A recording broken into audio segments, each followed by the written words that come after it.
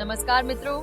सन 1800 वो दौर जब हमारे दादाजी के भी दादा इस दुनिया में मौजूद थे और हम आज कल्पना भी नहीं कर सकते कि उन्होंने वो दौर कैसे जिया होगा। वह समय था जब मुगल और मराठा अपने अस्तित्व की आखिरी लड़ाई लड़ रहे थे और अंग्रेज हिंदुस्तान में अपनी जड़ों को तेजी से मजबूत कर रहे थे। तब अफगानिस्तान से लेकर म्यांमार भी भारत की पहचान थे।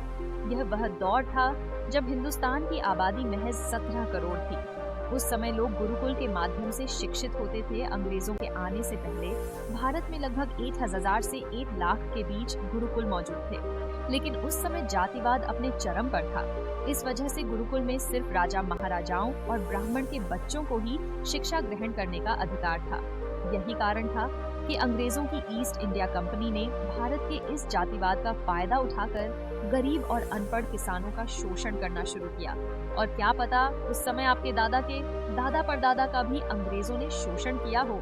क्या आप सोच सकते हैं उन्होंने अपनी जिंदगी कैसे गुजारी होगी, वो कैसे इतनी कठिनाइयों का सामना कर पाए होंगे। आज आप जितनी आसानी से इस वीडियो को देख रहे हैं, क्या वह भी इतनी आसानी से अपनी जिंदगी जी पाए होंगे? आइए जानते हैं इस वीडियो के माध्यम से। दोस्तों, 16वीं शताब्दी की शुरुआत में अंग्रेजों ने भारत में दस्तक दी। तो शुरुआत में उनका उद्देश्य था सिर्फ भारत में व्यापार कर ब्रिटेन की अर्थव्यवस्था को और मजबूत करना। लेकिन जब उन्होंने देखा कि भारत में 2 बड़े धर्म एक साथ फल फूल रहे हैं, लेकिन उनमें एकता और समझदारी की कमी है, साथ ही उस समय छोटे मोटे राजाओं के अलावा देश में 2 बड़ी हुकूमत राज कर रही थी। एक हुकूमत थी मुगल साम्राज्य की और दूसरी हुकूमत थी मराठों की। इन दोनों ताकतों का काम था एक दूसरे से युद्ध करना। यह बात अंग्रेज अच्छी तरह से समझ चुके थे।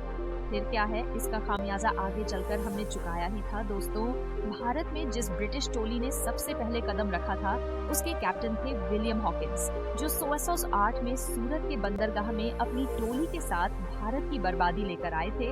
अंग्रेजों ने पहले तो भारत के दोनों साम्राज्य को यकीन दिलाया कि वह उनके वफादार हैं, लेकिन अंग्रेज अपनी कूटनीति से मराठों और मुगलों को लड़ाते रहे और अपनी बाजी के लिए सही मौके का इंतजार करते रहे।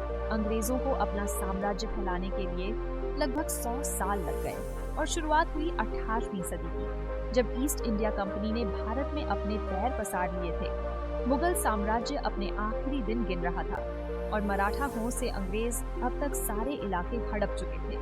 एक तरफ अंग्रेजों ने गरीबों का शोषण शुरू कर दिया था, दूसरी तरफ शिक्षा और पैसों की लालच में भारतीय युवाओं को ब्रिटिश आर्मी में शामिल किया जा रहा था।